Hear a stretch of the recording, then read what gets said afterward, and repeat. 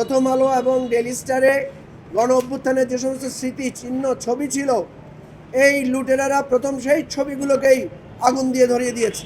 এরকম একটা ঘটনা মুহূর্তের মধ্যে ঘটতে পারে এবং যারা ঘটিয়েছে তাদের নিন্দা জানানো কোনো ভাষা নাই। আমরা মনে করি এটা দেশ বিরোধী একটা ষড়যন্ত্র, যেভাবে ধ্বংসযজ্ঞ চালানো হয়েছে।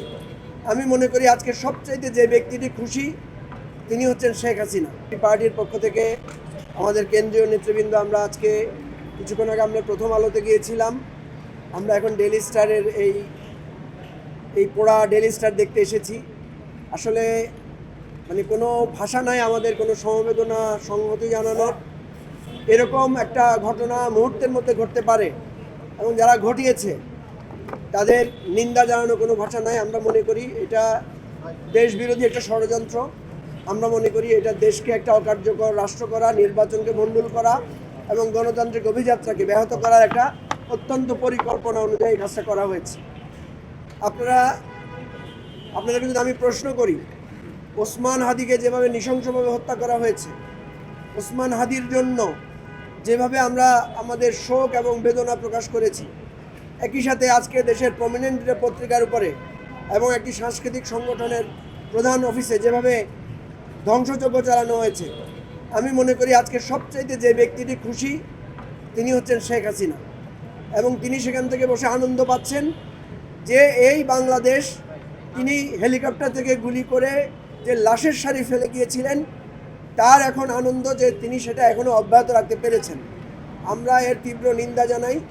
প্রশাসনিক যে ব্যর্থতা, সেই ব্যর্থতার বিষয়টা আমরা স্পষ্ট করে বলছি যে সরকারের এখন পর্যন্ত আমরা শুনিনি যে কোনো একজন উপদেষ্টা এই প্রথম আলো বা ডেইলি স্টার অফিস দেখতে এসেছেন। প্রথম আলো এবং ডেইলি স্টারে গণ অভ্যুত্থানের যে সমস্ত স্মৃতি চিহ্ন ছবি ছিল, এই লুটেরারা প্রথম সেই ছবিগুলোকেই আগুন দিয়ে ধরিয়ে দিয়েছে।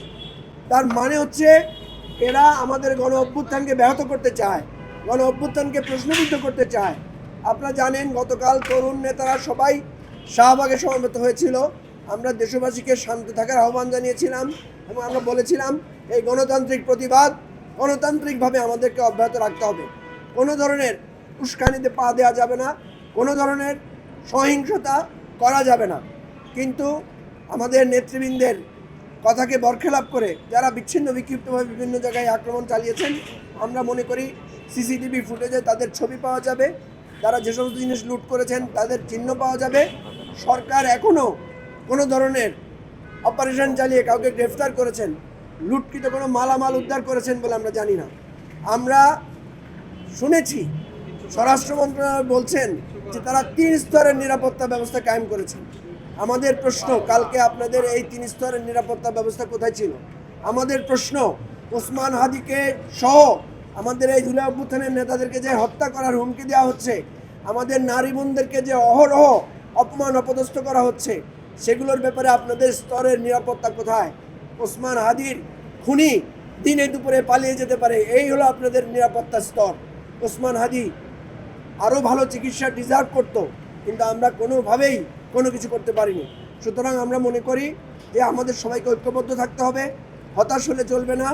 এই জ্বালাও পোড়াও, হত্যাকাণ্ড, গুলি, খুন সব কিছুর বিরুদ্ধে আমরা ঐক্যবদ্ধ থেকে রাজপথে থেকে প্রতিবাদ করে আমরা আমাদের গণতান্ত্রিক অধিকার, একটা শান্তিপূর্ণ বাংলাদেশ আমরা নিশ্চিত করব।